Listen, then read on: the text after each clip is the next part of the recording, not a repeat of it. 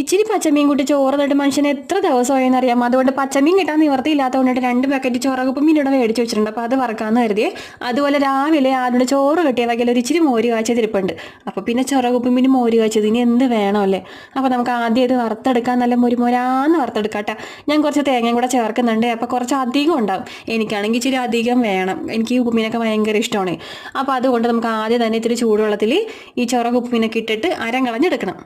എന്നിട്ട് അത് കഴുകി പിഴിഞ്ഞ് മിക്സിയുടെ ജാറിൽ ഒരു കറക്കി എടുക്കുക, അതായത് പൊടിച്ചെടുക്കണം. എന്നിട്ട് നമുക്ക് ചീനച്ചട്ടിക്കകത്തോട്ട് ഒരു ഇച്ചിരി വെളിച്ചെണ്ണ ഒഴിച്ചിട്ട് ആ നനവൊക്കെ പോകുന്നത് വരെ ഒന്ന് ഇളക്കി കൊടുത്ത ശേഷം അതിനകത്തോട്ട് നമ്മൾ ചിരണ്ടി വെച്ചിരിക്കുന്ന തേങ്ങയും കൊച്ചുള്ളി അരിയതും കൂടെ ചേർത്ത് കറിവേപ്പില ഇട്ടിട്ട് നല്ലതുപോലെ മൊരിയിച്ചെടുക്കാം കേട്ടോ.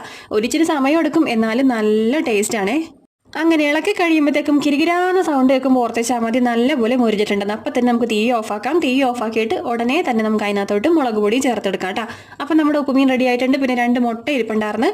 അപ്പോൾ അത് ഞാൻ കുറച്ച് ഉള്ളിയും പച്ചമുളകും ഒക്കെ ഇട്ടിട്ട് അരിഞ്ഞ് വറുത്തെടുത്തിട്ടുണ്ടേ. ഉള്ള കാര്യം പറയാല്ല, ഒരു ദിവസം ഞാൻ നിൽക്കും, 2-ാം ദിവസം എനിക്ക് ഒട്ടും പറ്റില്ല. ഇത്തിരി മീൻചാറെങ്കിലും വേണം. പക്ഷെ ഇപ്പം അതും ഇല്ല. അപ്പോൾ അത് കൊണ്ടിട്ട് നമുക്ക് ഇന്നത്തെ ഉച്ചയൂണ് ഇങ്ങനെയൊക്കെ ആക്കി കളയാട്ടോ. അപ്പോൾ ഞാൻ ചോറ് എടുത്തിട്ടുണ്ട് പ്ലേറ്റിലോട്ട്. പിന്നെ അതേ മോര് കാച്ചത് ഒഴിച്ചു കൊടുക്കുന്നുണ്ട്. ഒപ്പം തന്നെ നമ്മുടെ ചൊറകുപ്പ് മീൻ വറുത്തതും ആ മുട്ട വറുത്തയുടെ ഒരു കഷ്ണവും കൂടി എടുത്തിട്ട് എല്ലാം കൂടെ കൂട്ടിക്കുഴച്ച് ഉരുളകളാക്കി വായിലോട്ടാക്കാം. ഈ കറി ഒട്ടും മോശമൊന്നും അല്ല കേട്ടോ. ഇത്തിരി ചോറ് അധികം വയറ്റിലോട്ട് പോകും. പക്ഷെ ഞാനാണെങ്കിൽ ഇപ്പോൾ ചോറ് കുറച്ച് കൊണ്ടുവരണേണ് കേട്ടോ. പക്ഷെ ഇതേപോലെയുള്ള കറികളൊക്കെ കണ്ടാൽ എങ്ങനെയാണ് കഴിക്കാതിരിക്കണത്?